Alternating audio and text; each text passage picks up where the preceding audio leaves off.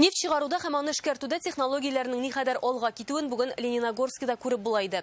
Бу районда Ромашкино иң беренче нефт табылган урын бар. Аның янында ачык һавада технологияләр музее ачканнар. Аны бүген монда эш сәфәре белән килгән Фәрит Мөхәммәтшинга күрсәттеләр. Нефтчеләр ярдәме һәм республика программалары белән монда тагын нәрсәләр үзгәргән?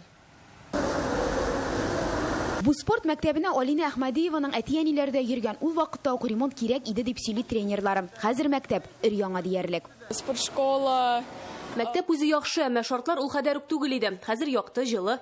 Поменяли окна, стало тепло. Тәрәзәләрне, җылылык торбаларын алыштырдылар. Без күп вакытны биредә уздырабыз бит. Мәктәпне быел республика программасы буенча төзекләндерәләр. Бу спорт мәктәбенә 50 елдан артык һәм шул дәвр эчендә бер тапкырда капиталь төзекләндерелми. Балалар салкын бүлмәләрдә шөгыльләнә иде ди тренерлар. Хәзер гел башка шартлар, киң бүлмәләр һәм заманча җиһазлар.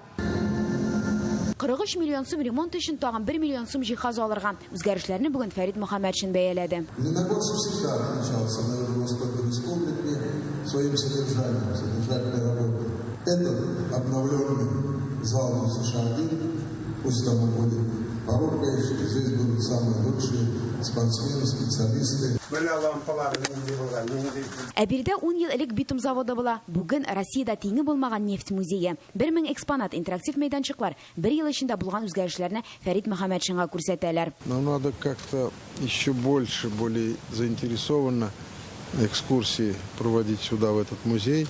И не только Юго-Востока, детей и взрослых, но и маршрут туризма вместе с Министерством по туризму сделать. Фәрит Мөхәммәтшин нефтчеләр һәм авыл башлыклары белән дә очрашты. Монда музей хезмәткәрләре белән очраштык һәм Шыгыр авылында яшәүче халык механизаторлар белән текущий момент дип әйтим инде бүгенге һәм киләчәген республиканың бергә уртага салып сөйләштек.